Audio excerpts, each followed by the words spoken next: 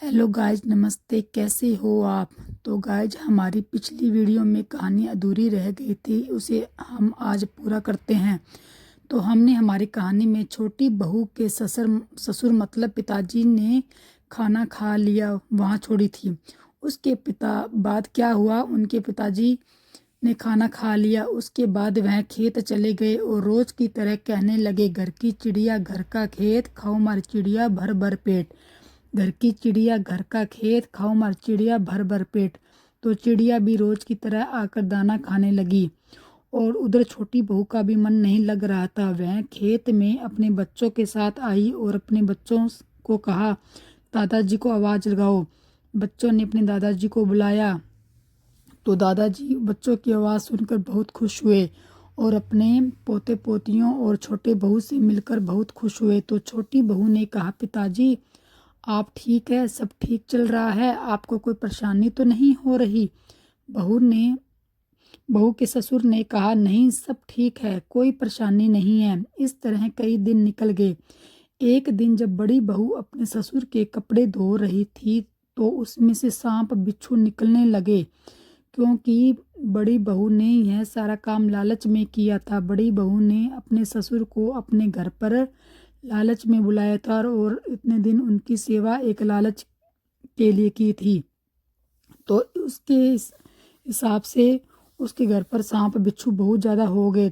तो उसने अपने ससुर को कहा, आप तो उनके घर पर हीरे मोती देते हो, इतना धन देते हो, और हमें यह सांप बिच्छू ये आदि दे रहे हो। तो ससुर ने कहा, यह तो सब ईश्वर की माया है, मैं तो कुछ भी नहीं कर रहा हूँ।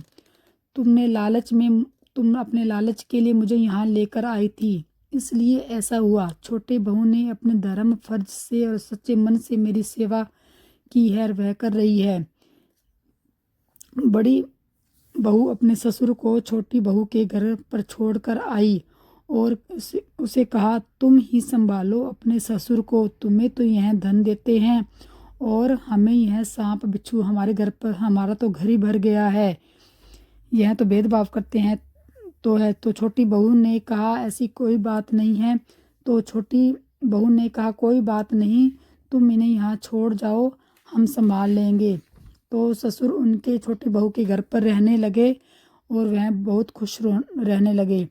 तो गाइज, इस कहानी से हमें यह शिक्षा मिलती है कि हमें अपने बुजुर्गों की सेवा सच्चे मन से करनी चाहिए।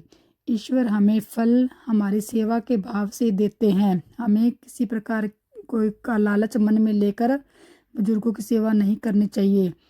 तो गाइज, आपको कैसी लगी यह कहानी और कैसी लगी मेरी मेहंदी? अगर गाइज आपको यह इस तरह की कहानी और मेहंदी पसंद आ रही है तो प्लीज़ गाइज मेरे चैनल को सब्सक्राइब कीजिए और वीडियो को लाइक कीजिए। तो गाइज, मैं अगली वीडियो में एक नई कहानी लेकर आऊँगी। Okay guys, bye.